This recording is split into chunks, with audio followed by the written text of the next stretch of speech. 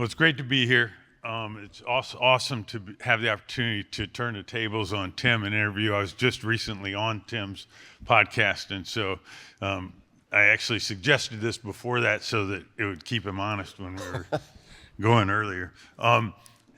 Hugh Forrest of South by has asked for my comments on Silicon Valley Bank, which we're going to hold to the end since this is about Tim and not about me. But I promised that we would bring that together at the very end. Tim, a lot of you, I assume, all know who he is. He's one of the most celebrated and decorated and successful digital creators of our time. He sold 10 million books. I got a list here. He's got 2 million email subs, over 1,000 blog posts, 7 million followers on social media, and his podcast is about to pass 1 billion downloads. And so since South by, is a lot about interactive and how people can be successful in these types of fields, I thought it'd be great to see if we could dive deep and find out how he got here and what some of his core tenets are for being successful. So you graduated from Princeton in the year 2000 with the East Asian Studies major, is that correct? That's right, yeah, perfect setup for podcasting. Yeah, and in 2014, you launched your podcast. Right. Okay, so 14 years. Just tell us quickly what happened in those 14 years, and how you found your way there. And I'm very curious about lessons learned and when it became intentional. Like, when did you know you were doing something versus just experiencing it? I'll do my best to wrap it up without making it a Dr. Evil life story. Good morning, everybody. Thanks for coming. So let's see. Graduate, moved to California, Northern California, to be part of the tech pinball machine for serendipity. I actually think that was a very important decision, just geographically choosing where to be and then what to do being really secondary. Worked in data storage, selling storage area networks, had a desk and a fire exit, definitely not up to code. I remember it was really packed to the brim. Learned a lot about selling. I think everyone should have a service job, work in a restaurant or something like that, and have to sell for a period of time. You learn so much about human interaction. And I learned how to reach out to CTOs and CEOs and so on, how to reach them, playing the long game, not trying to sell a 7-figure system in one phone call. Yep. All of these things translated to many things later. I couldn't have seen that coming, but they did. Then I started this sports nutrition company. Long story. A lot of people here probably know some of the bare bones aspects of it from the 4-hour work week. That experience was simultaneous with a professor of mine, Ed Shao, who taught high-tech entrepreneurship at Princeton, which had a huge impact on me, inviting me back to guest lecture twice a year. And that went from 2003 to 2013 or so. Those notes later became the outline for the 4-hour work week. How long did the startup exist? Startup existed until, I want to say 2009 or so, when I sold the company. Not for any huge sum of money, but I sold the company around 2009. So. And how long was that experience? 6 years? The experience of building it? Yeah. I would say the building phase was the first 3 or 4 years. First year and a half, I had no idea what I was doing. I'd say the subsequent 1.5 to 2 years was building out distribution, and then I became very bored with the entire thing and was looking for a graceful exit, which turns out, selling a company, even if it's for a very small sum of money, is one way to do something new. Did you raise money or? I bootstrapped the whole thing. So it was credit cards, savings, trying to play buying remnant advertising against incoming revenue, getting prepayment from distributors. You will be the exclusive distributor featured in this print ad if you pre-purchase X amount, which would then give me the money to pay for the ad in the first place that I negotiated 80% off of because it was last minute, things of this type. So all of those games were what drove a lot of the growth, figured out that playbook, and then the focus really became trying to figure out what the hell I wanted to do when I grew up. I mean, I'm still doing that, I guess. What did you learn from the startup? What were the key takeaways? A few key takeaways from the startup were, number one, if you want to reach the decision makers, just call outside of business hours. So if you're actually cold calling, I was cold calling, smiling and dialing a lot, and cold emailing, then just do it before 8:30 and call after 6:30. And very often, even in a company of 100 people, you'll get one of the top brass answering the phone at the end, which was astonishing to me. Next, I would say, if you're going to talk to technical people, and I was not technical, but if you're going to talk to, say, VPs of engineering and CTOs, do your homework. And I ended up being really, really successful as a salesperson, not because I studied sales per se, but because I actually took the time to try to understand what RAID was, what all the bits and pieces were that made up the hardware, what use cases would lead to them using Solaris versus something else, and being able to guess correctly what their setup was without them telling me anything, which opened the door to more involved conversations. Those would be a handful of things, and the value of storytelling, ultimately, for everything. For everything. If you're a human, I agree with that. Storytelling is key. It's the crux. So the life as a startup entrepreneur eventually wasn't working for you. It wasn't working because for me, the learning curve had kind of flattened out. Yeah. And I wasn't sure how to change that. I knew I wasn't a great manager. I didn't aspire to become a great manager, which continues to this day. I should probably revise some of that. So then, as is the case now, I have a very lean team, very, very small team. And if we flash forward then, the notes of that class become the basis for the 4-Hour Workweek. I did not want to write a book, but a friend of mine who was an author suggested it and started making intros to editors and agents and so on. And I had to reply to those people, and that gathered its own steam. And the 4-Hour Workweek is what, as a lot of people here know, opened the floodgates for everything. That got the visibility that led to the angel investing, that bought me permission to write a second book. And I'd say, to a question that you posed before we got on, and you may have also just asked it, when did I start doing something intentionally or thinking about a trajectory? And I would say that's probably when I made the pitch for the 4-Hour Body, because I don't have a grand 5-year plan. I don't have a grand 10-year plan. That's today, was true then as well. But I wanted to choose the door that opened more doors. And I realized that despite, or maybe because of, the pressures that I felt externally from just about everyone to write the 4-Hour Workweek 2.0 or the 3-Hour Workweek, I could very quickly paint myself into a corner where that was my only niche and the only place I felt comfortable and the thing I felt I needed to defend. And so I thought, well, I can always come back and do that later. That will be available. So let me do something in a completely different section of the bookstore. The publisher's going to say yes because they are willing to at least take this bet. They'll give me a decent, not even a decent, a very good advance, which will actually make up for the $75,000 that I got paid over a year and a half for the 4-Hour Workweek initially. And that type of decision making, I think, has typified and defined a lot of my key decisions, which is entirely seemingly out of left field, but of interest to me that will potentially open new doors. When was the second book, and when did the angel investing start? 4-Hour Workweek came out April 2007. The angel investing started within, I would say, 10 months. And I owe Mike Maples Jr. a debt of gratitude for that. I traded him advice for exercise and diet for meeting at like Austin as well, meeting at Hobie's for breakfast, and him telling me about his deals just so I could learn about them.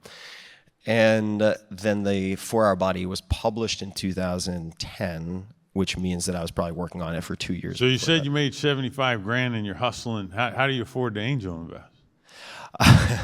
Well, fortunately, the advance gets earned out. I had the savings from the prior company, so I had some savings, and decided to place very, very small bets. So I was co-investing with checks of, say, $10,000.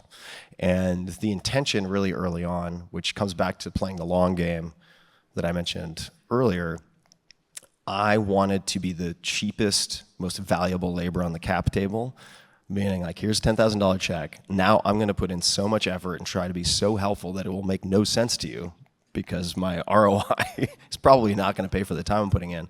But that was to create raving fans and get referrals. And so that's what I did for the first 6 months. Very small checks, putting in way too much time, but for me it was actually the perfect amount of time, getting referrals, and then that steamrolled in such a way that I was able to get advising. So I was able to get sweat equity. Let's run down the angel path for a little bit and then Sure. come back to podcasting. So I didn't mention, when I mentioned all the amazing things you've accomplished, your angel investing track record, which is actually pretty good, right? It's turned out, yeah. So tell the audience some of the companies you invested in. I invested in, invested. When I say invested, it's important to note that I mean time in a lot of these cases, because I didn't have the bankroll to pay for investing, and I probably couldn't have invested even if I'd wanted to. So Uber would have been when there were Heard about it. 2 employees. Yeah, you've heard of it. And Shopify, first advisor when they had 8 to 12 employees. First investor in Duolingo. That was a bit later. Early secondary on Facebook and Twitter. What was your rule set back then? How were you deciding what to do? Early rule set was super simple, and it's the same rule set. It hasn't changed for me, and that is something that addresses a personal problem that I have, that I understand, that I could be a power user of, that I think I could feel very good about recommending to my audience. That's it. And that has worked pretty well. I mean, as you know, there are a lot of whiffs. I mean, you get a lot of things that zero out, but it's a power law game. So you're really aiming for the handful that return the fund. And I was always betting. This is actually another maybe key framework that I would say I've used over and over and over again, and that is I viewed the angel investing and all of that as a real world MBA, assuming that I would lose all of the money I put in. Right? You don't get your tuition paid back to you by the same institution, but that the skills I would develop and the knowledge I would acquire and the relationships that I would end up cultivating would, in the long term, pay for all of it. Are there takeaways you had from specific investments that became part of your mental model? Well, I think the most consistent lesson for me, and I'm not recommending anyone try to replicate this, but the timing was also really good in that period of time. But choosing people that you really like to work with, because a lot of these startups are going to take, if they turn out well, longer than the average marriage. So you really want to make sure these people pass the beer test. Like, are you going to want to go out and have a beer with this person? Right. And that doesn't always apply. And I think really good founders are often pretty cantankerous, but I stuck to that. And for instance, I was thinking about some of the decisions in this area, and it's true for so many others. I could say, well, becoming an advisor to Uber was a really good decision, but that's not really the right story. The right story is working with Garrett on StumbleUpon was the right decision, which didn't pay off, but we got to know each other, and that led directly to Uber. So rather than looking at the decisions that are most well known for, say, successful people, even to this day when I'm interviewing people, I look for the antecedents. Like, okay, well, let's look at what happened before that, without which those great decisions that are on the cover of magazines never would have happened. We were talking about this in the back because, it's a question of, can you increase your optionality for fortune or luck or whatever anyone else says by taking meetings that may seem superfluous or uncertain or that then lead to these big outcomes. Yeah, totally. And for me, moving to the Bay Area and then later moving to San Francisco. So it wasn't enough to just be in the Bay Area.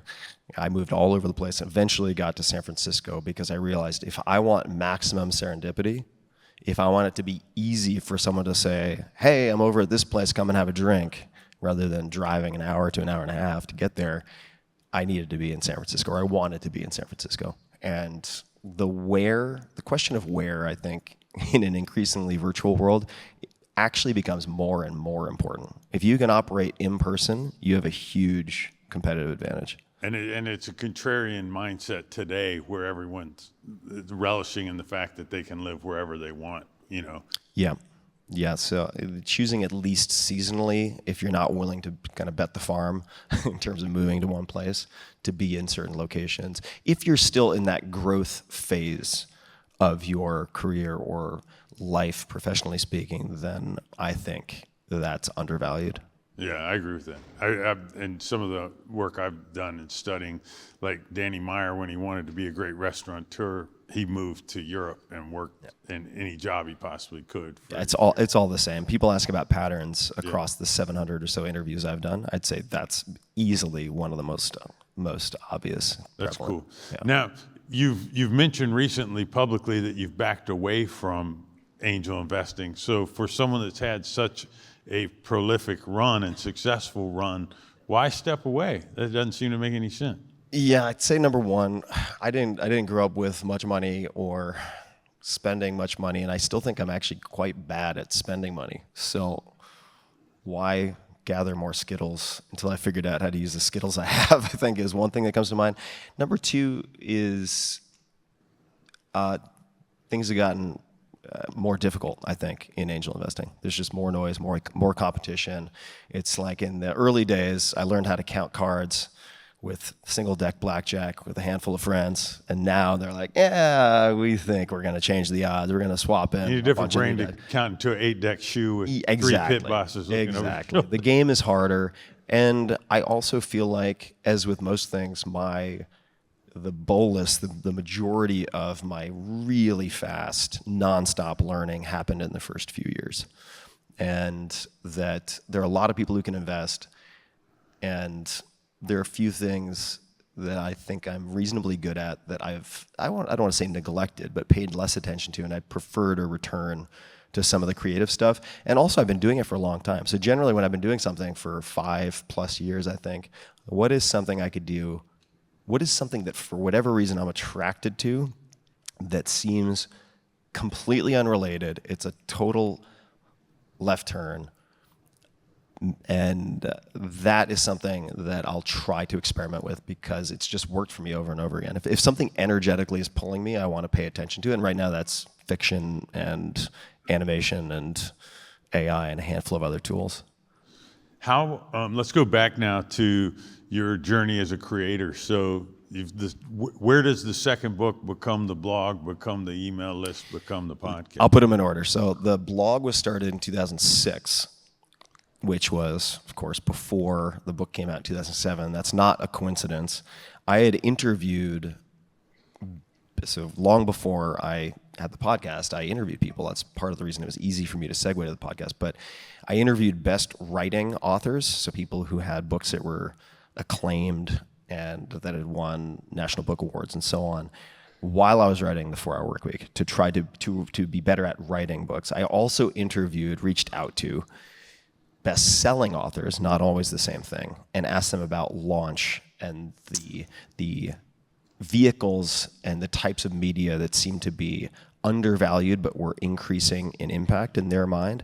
And there were patterns. Blogs were the big thing. They said these things called blogs seem to move a lot of books, but most authors pay no attention to them. And I was like, all right, I don't have a whole lot of wiggle room here for a number of reasons with, say, large budget for launch. I know the publisher's going to want to control quite a few variables. I'm going to focus on 2 things, blogs and in-person events to reach bloggers.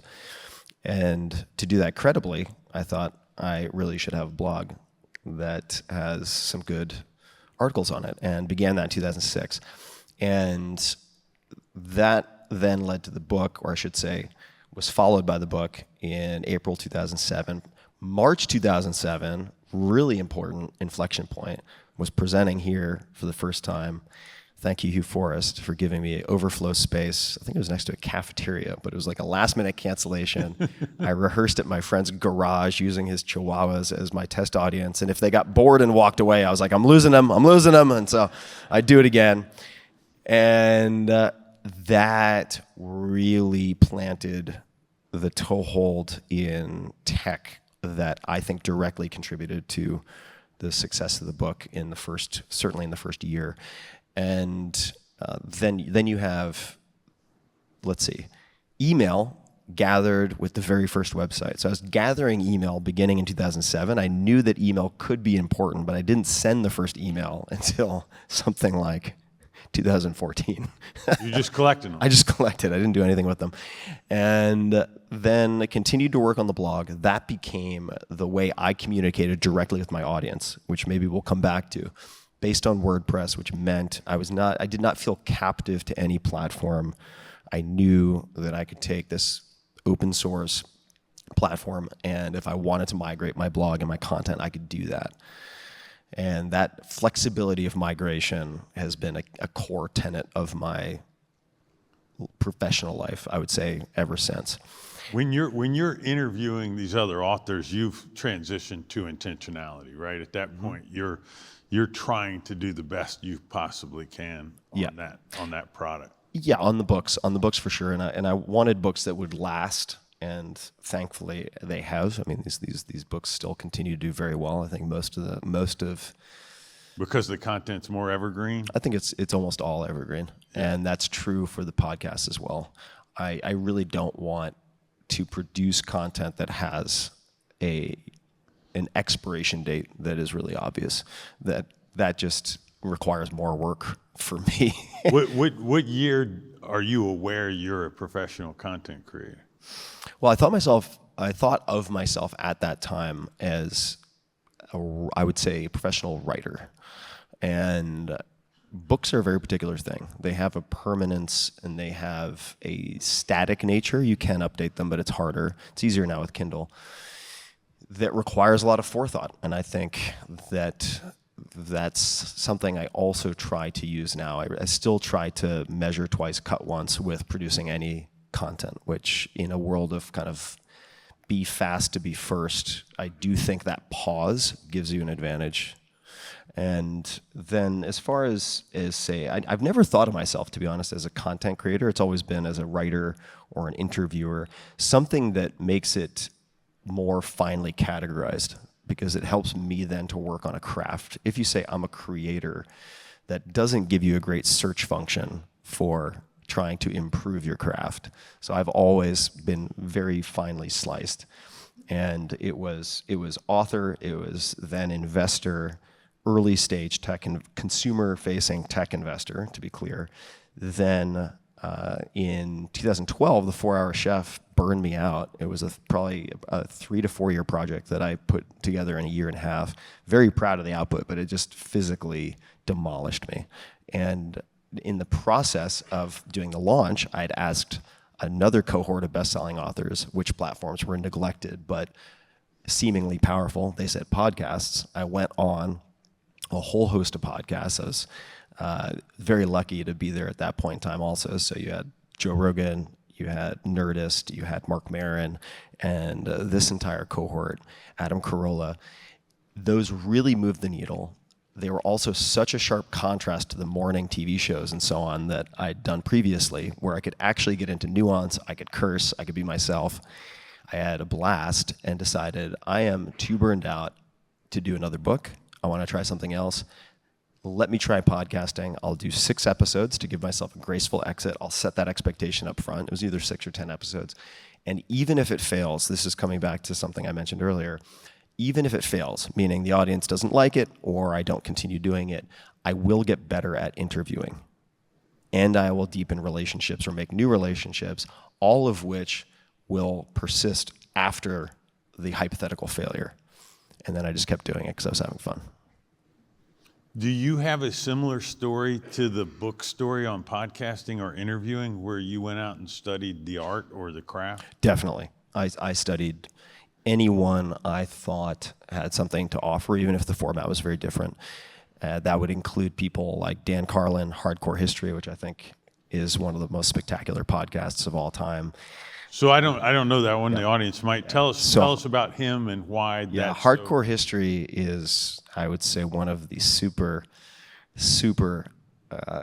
first gen long form podcasts. Dan Carlin does a deep dive on some facet of history, some chapter of history. For instance, Wrath of the Khans about Genghis Khan is, I think, 4 or 5 parts. Each one is probably 4 to 5 hours. And there's no one who, if he had gone to a market research firm and said, what do you think of this idea? Uniformly, he would have been told it was a terrible idea, doomed to failure. If they could bet the farm against him, they would. And it worked. And even to this day, I think he just had a new episode come out a month ago. And he has multiple podcasts now, so you can scratch the itch of doing something more frequently on current events. But the Hardcore History podcast, I think there was an 8-month interval where there were no episodes. So he's effectively publishing audiobooks, but it became massively successful. And I love studying those outliers because anytime you're told you have to do A, B, and C, my first question, at least internally, is, can I find exceptions? And if you can find exceptions, it's not a must. And anything you took away from him or others that you borrowed? Don't believe any dogmatic rules around what you have to do or what you should do. Test, experiment. It doesn't matter, to maybe paraphrase Richard Feynman, it doesn't matter how beautiful, how pretty your theory is. If it doesn't match with experiment, it's wrong. So test. Do lots of tests. And I, in the early stages, also took my transcripts and ended up hiring a senior researcher from inside the Actors Studio, amazing show, to look through my transcripts and identify where I could do a better job. Wow. Where did I not follow up on a question that was a gem? How could I have reordered the questions for a better flow? All of these types of things. And that was fruitful, that exercise. Very fruitful. Yes. And at the very least, I think everybody here should record a podcast just so you have to listen to yourself talk. And you will find so many things that drive you insane. Everyone will have some form of tick that will drive you batty. And you'll notice where you're sloppy also in your thinking, because really, I mean, speaking is just thinking out loud. And you become a much clearer thinker. You become a much more concise, deliberate thinker. And for that reason, I think everybody should try a podcast for at least 3 episodes, even if you never publish it. Interview your family. Save that for your kids or grandkids. Serious. What makes you a great podcaster? Can you reflect on that?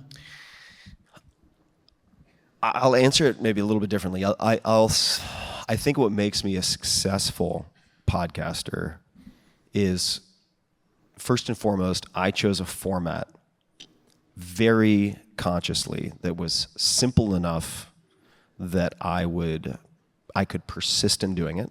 So I knew I would have the ability to endure. I would have the endurance to do a long form interview and then follow that with minimal editing and share it. I knew I could do that.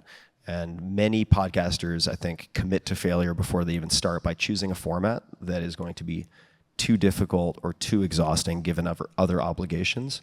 So there's this elephant graveyard of 3-episode podcasts for that reason. Yeah. The second is I chose a category, let's say, and I earned the ability to do this. I'm not sure if I could have done this in the beginning. 4-Hour Workweek was very narrow. 4-Hour Body then says, hey, and I guess it was proved to me that the hypothesis was correct, that a lot of my readers would follow me for my thinking, not just for a single topic. And then it kept broadening. And by the time I got to the podcast, landed on the very unoriginal title of the Tim Ferriss Show, because I didn't want to apply a label that would constrain what I could do. And you see what can go sideways. There are a lot of things that can go right with a very narrow niche. But if, for instance, and this is very common, you decide you're going to be the funny voice, wear a unicorn hat guy on your YouTube channel, and God forbid that becomes mega popular. Like 4 years later, are you still going to want to be the funny voice, unicorn hat wearing guy on YouTube? Maybe not. And many people end up feeling like they can't escape a monster of their own making if things go right. So I was able to make it very broad, which means I can explore my interests wherever they might fall, which also gives me endurance, which is a competitive advantage. If you are not able to endure, especially with the amount of noise and the number of entrants now, I think it's very, very challenging to establish any type of firm footing upon which you can build a business, which was never my intention. I didn't monetize the podcast until, 20, 30 episodes in, which I still would recommend to most people. But those are that waiting window. That waiting window. Yeah. Because if you focus on, this is just my perspective, my 2 cents. I'm sure there are many counterexamples. I would love for people to point at examples that prove this to not be correct for everyone, because of course that's true. For me, I wanted to focus on becoming as good as possible at the craft. I wanted all of my attention to be on that. And we all procrastinate in different ways. As a writer, my favorite way to procrastinate, reading. Socially acceptable. They're like, wow, you're such a serious reader. It's amazing. I wish I could be so dedicated. I'm like, damn right I'm dedicated. But really what I'm doing is procrastinating, doing the thing I should be doing, which is the writing. Right. Similarly, as soon as someone dangles some carrot in front of me that's related to like marketing, business models, whatever, I love thinking about that stuff. I'll just skip the hard work, which is focusing on getting better at interviewing. What in kind of learning from your experience and your success, one of the things that jumps out, you talk about controlling your own destiny, and email and podcasting are two content forms where there's no evil overlord that control. They're both these highly distributed things just by the way they're technically implemented. Yeah.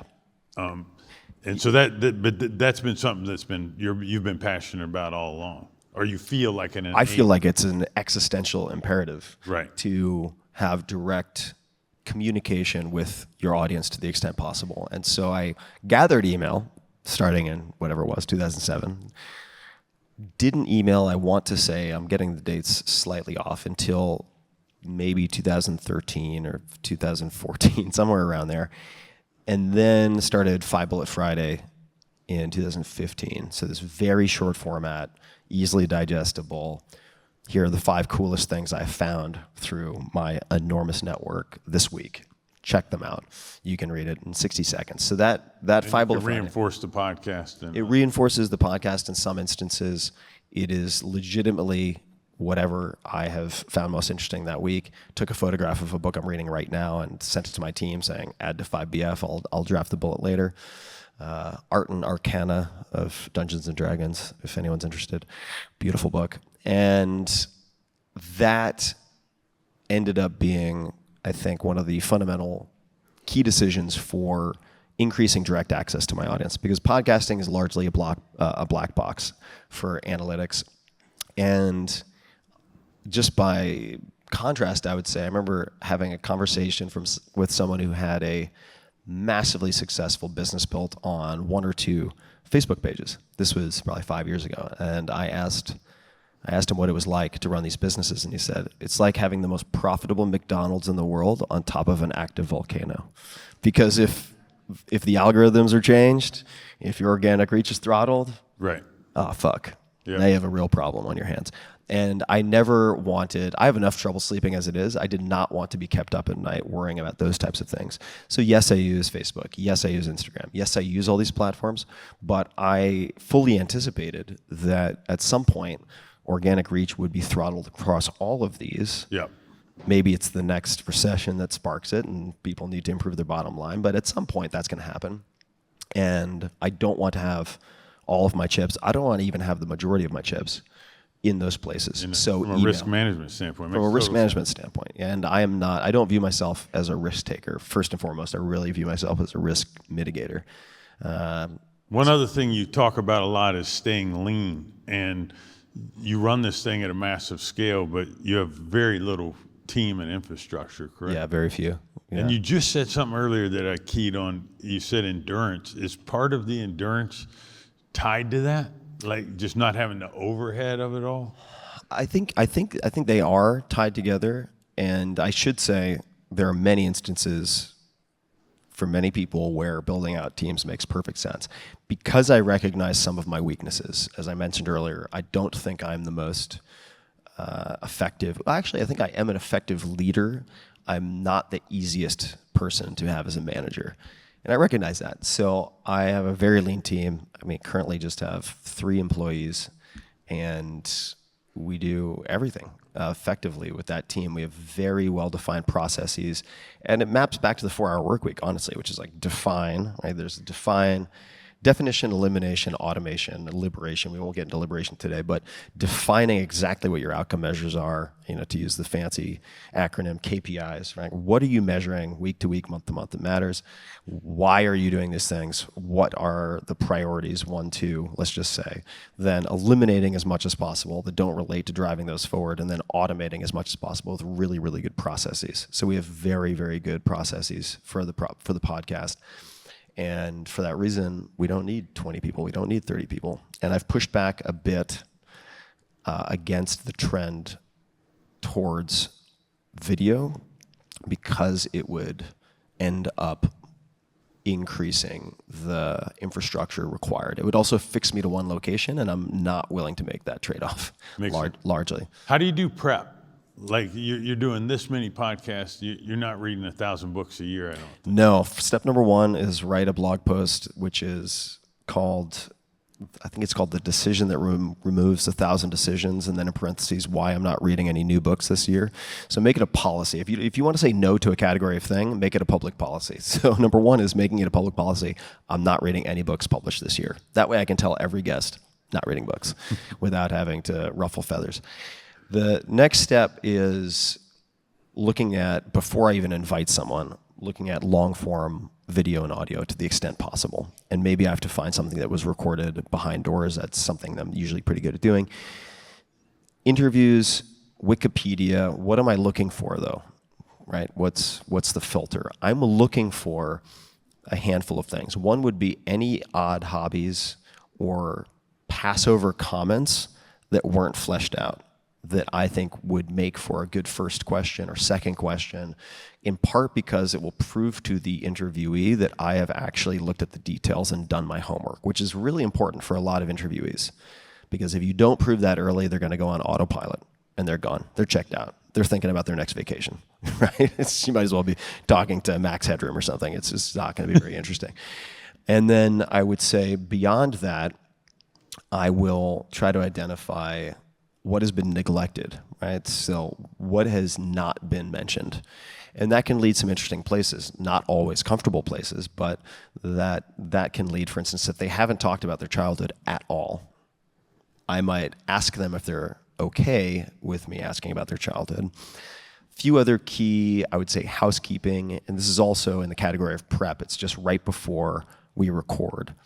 I will talk to anyone, we did this, even though we know each other, for 5 to 10 minutes beforehand. Number 1, just so everybody can get their hamstrings warmed up. We're not trying to sprint out of the gates after hitting record. Just talk.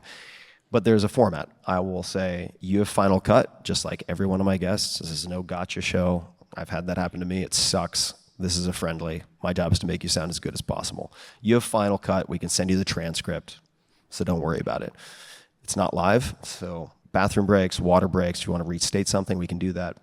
And then I ask them, and people comment on this because almost no one asks this, what would make this a home run for you? Looking back after it's published, say 2 months after it's published, what would make this one of your favorite interviews or something that you would point people to? Great. And then I can help steer it. And that puts people at ease and helps them to be vulnerable. Another thing that I will think of, if I want to try to unbox something that hasn't been explored before, there's probably a good reason it hasn't been explored. So I will find something in that same category. Let's just say it's childhood. Could be childhood, could be relationships, could be a business failure. I will volunteer that information from my side first. Yep.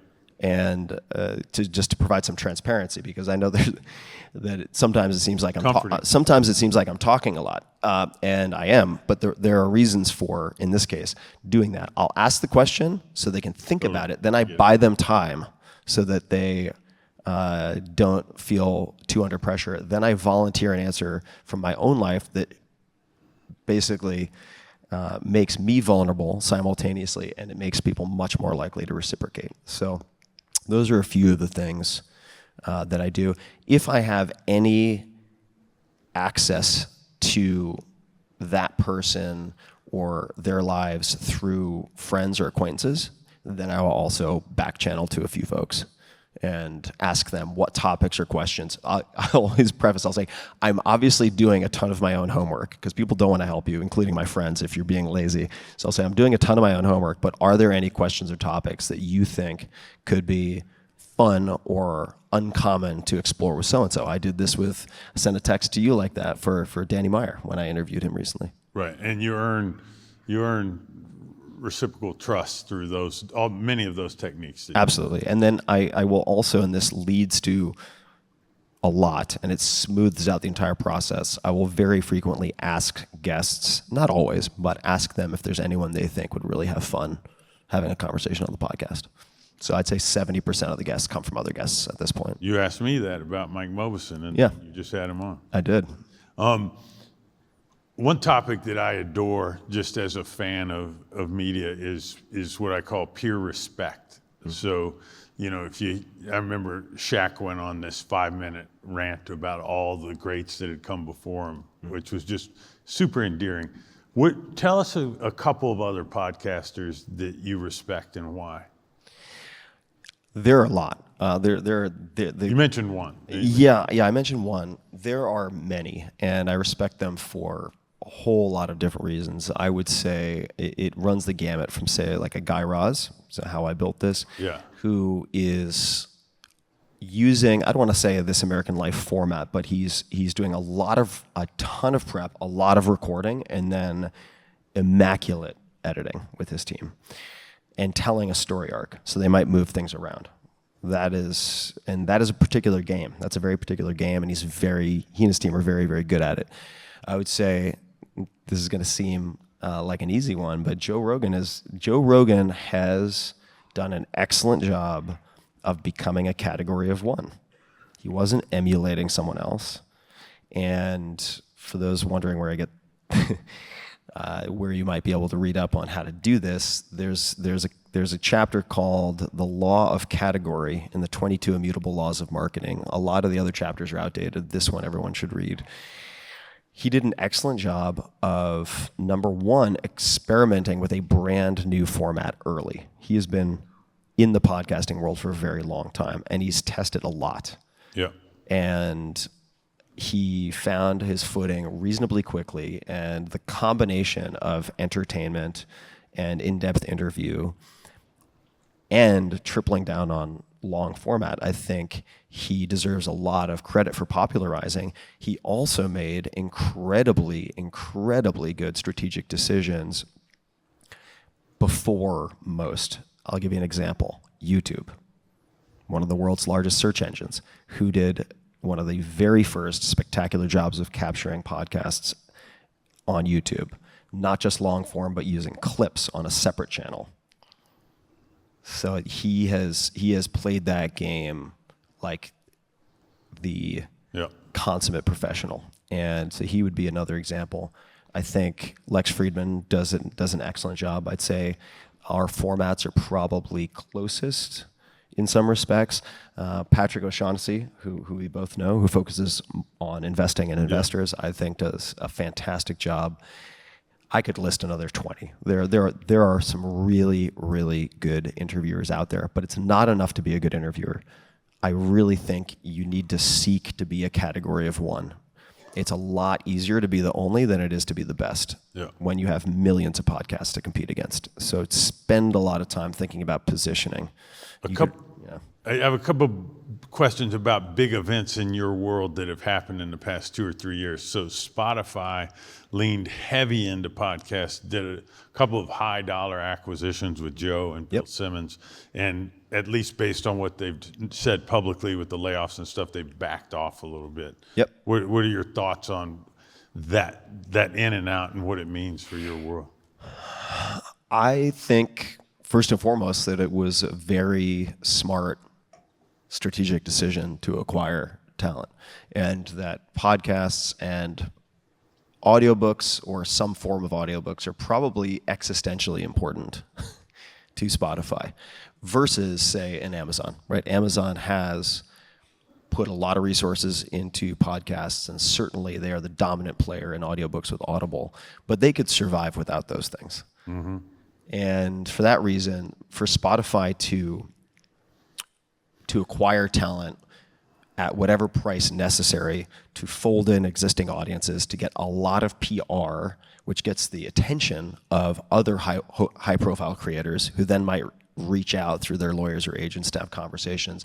I think it was very smart, and I expected, no matter what, that once they became a more meaningful percentage of every podcaster's downloads, that they would back off of that. Because why buy audience when you get to the point where most podcasters have to pay attention to you, and they're coming to you at the same time they might go to Apple to ask for promotional help? You've established a different level of leverage at that point. So it doesn't surprise me that they've backed off. I think that would have happened either way. You're in a position to know this. I'm not. How successful have they been encroaching on Apple's podcast player or others? They've grown a lot. They've grown really significantly. I can't link that causally to the one lever of that they've pulled in terms of do you know as a percentage, or at least for you, where? I don't, and I would share it if I had it, but it's easily tripled or quadrupled in the last handful of years, without a doubt. Cool. And then the second thing I was going to ask you about on this front is just Twitter. Obviously, Twitter's been through a lot of changes in the past 2 years, but it's also a platform for redistribution, pretty powerful one in your world. I use Twitter in a very particular way. I am not totally convinced of its power as a distribution mechanism. It may be just the same 200 people yelling at one another all the day, every day. It's hard for me to tell sometimes. But Twitter principally for me is a way of connecting with, I would say, a third of my podcast guests.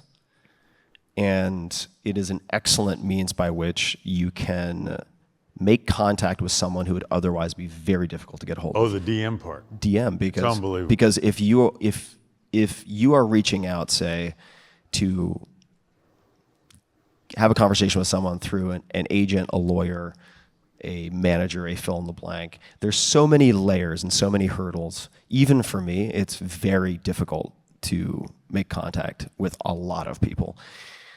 Twitter just gets rid of all of that, because if you both follow each other, and in some cases you have open DMs, but you can communicate with someone and they don't have to share any of their contact information. They're not going to be getting late night texts from you thinking of you, how are you? They're not going to have the creep factor potential is much lower. So I would say probably a third of the people I ended up having in my book, Tribe of Mentors, came from DMs on Twitter. Yeah, I've wondered over the years if LinkedIn hadn't polluted their in-mail and made it monetized, and they had done what Twitter did, how much of the most powerful conversations in the world would happen. I will say, I do think LinkedIn is going through a powerful resurrection of sorts, where I actually think LinkedIn is going to become a more powerful platform than people expect for broadcast. And I've seen inklings of that. However, I should add a warning, which is, if you don't have a focal point like an email newsletter, or you don't have a focal point like the craft of improving your podcast, because quality always has a market. Like, if you aim to be the best in a category of one, right now I know I'm combining a few things I said, might be separate. They're not mutually exclusive. If you don't have that type of focus, you haven't made those definitions ahead of time, you are going to be like a rabbit in a maze trying to find a piece of carrot. You're going to be jumping from one platform to the next, to this, and even on one platform, the algorithm changed, now I have to change everything that I'm doing to, it's all about dogs farting now. Okay, great. How long can it be? 27 seconds? Okay, that's what I'm going to do now. And you are going to lose. You're not going to actually, I think, achieve any of the goals if you have defined those goals in advance at all.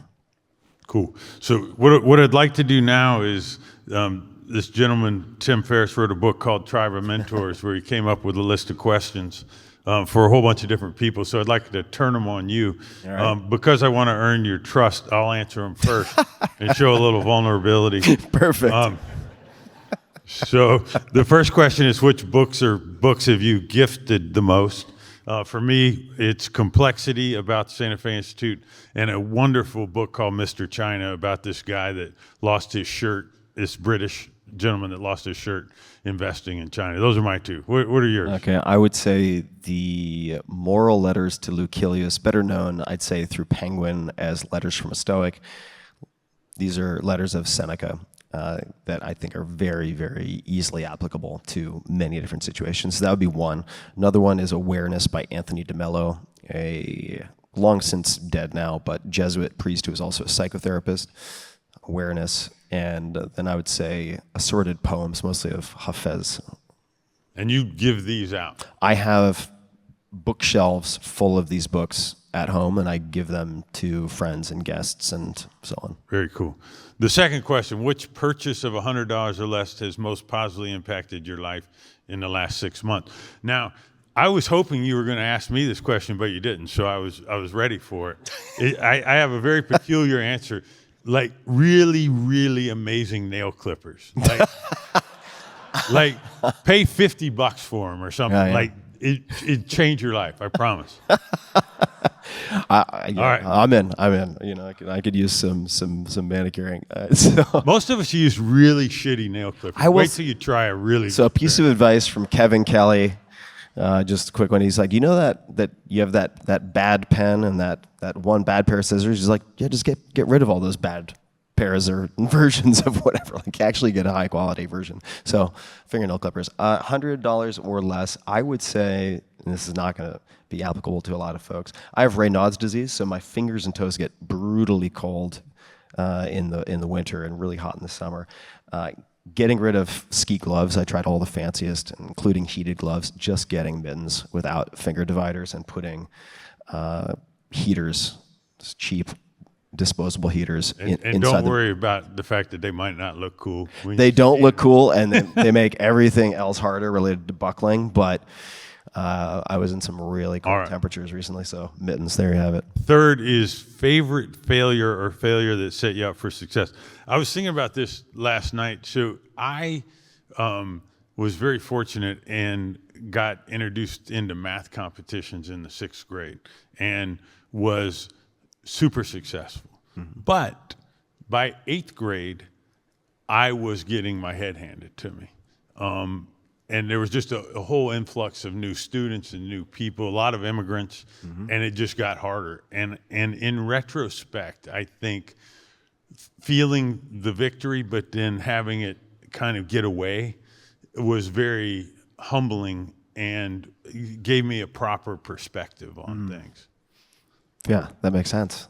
I would say, I already mentioned one, which would be the 4-Hour Chef burning me out and also getting boycotted by a lot of retailers because it was the first major title out of Amazon Publishing at the time. And for that reason, even though it sold 120,000 copies in the first week, which is a lot, and I think number 2 on the New York Times list sold something like 10,000 copies, it ended up number 4 on New York Times, which is largely an editor's choice list.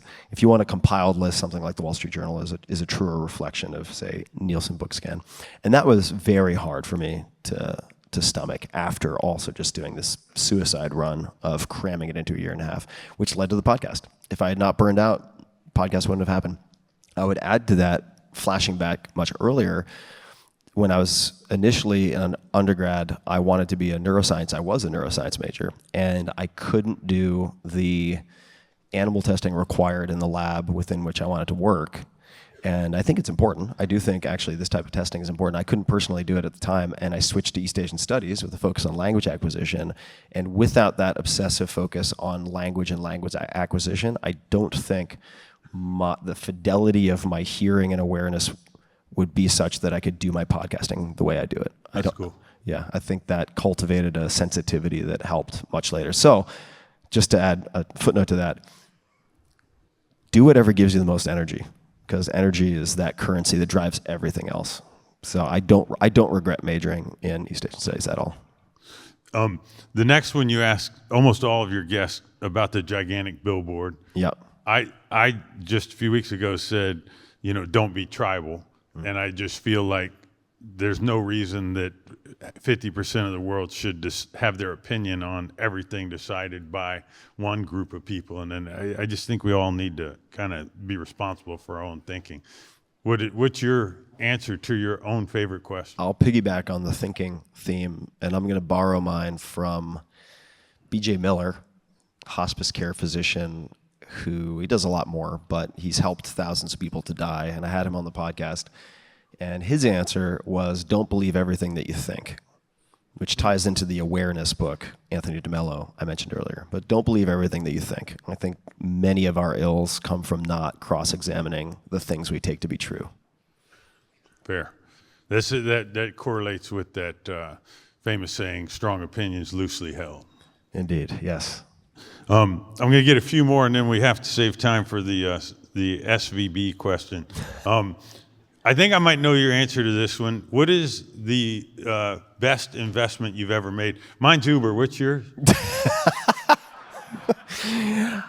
Yeah, we've got the startup. We've got the startup investments, but I'm going to actually, just to try to give a different answer, I'm going to say going to Blog Expo, I want to say it was, in 2016 or early 2017, because that is where I met a ton of bloggers in person, including Robert Scoble, who ended up being very, very helpful and putting something on his blog that I think was a sort of a phase shift moment for the 4-hour work week, because without any of that, none of the other stuff happens. Okay, and then I'll do this one last. In the last 5 years, what new belief, behavior, or habit has most improved your life? For me, I've learned that if you just wait a little bit of time, a lot of problems go away. And I used to go deep in them. And this weekend was a perfect example, and it's a good transition to Silicon Valley Bank. But a lot of people did a lot of crazy, manic things this weekend that didn't matter. Yeah. Because it all got solved this morning. Yeah. So that's do nothing and wait. My new habit. I would say mine is probably studying things like nonviolent communication. I encourage everybody to check it out. Get the audiobook by Marshall, I'm blanking on his last name. Learning how to navigate conflict well. And I don't think I was terrible at it before, but nonviolent communication. And also, pro tip, if you are so dysregulated, if you're just so amped up that no matter what, it doesn't matter which tools you have in your toolkit because you're going to blow it, you're allowed to say to someone, which comes back to kind of doing nothing, I really just don't think I'm in a place right now to have this conversation go well. So let's just take a little breather, and maybe we can do this later this afternoon or some other time. Just giving yourself permission to wait. All right. You're a great interviewer. Ask me a question about Silicon Valley Bank. Dr. Gurley, what are your thoughts on Silicon Valley Bank? Oh, wow, that quick. You know, it's a black swan event. People who have read about black swan events, it's hard to really prepare for them. I think people that expect that and there are people with this attitude that every startup should just have to eat it if they pick the wrong bank. I'm not sure that's particularly reasonable, because this stock on March 8th was at $260 a share. So all of Wall Street thought it was okay. So why should every CFO at every startup be as good at analyzing bank, or better than all of Wall Street? Because that's what it would require. And if we all tomorrow felt like we couldn't trust our bank, then it would just create a lot of chaos. I would also highlight that 14 years ago in 2009, our government bailed out Goldman Sachs after Warren Buffett put money in. And in that case, bailed out equity holders. All we're talking about here is depositors. Like in Goldman's case, they protected the equity holders. So, I think at the very least, we should reflect on what's happened in the past before we throw a lot of darts at what's happening here. And we're out of time. We're out of time. Bill Gurley. Tim thanks. Ferriss. Thanks, everybody.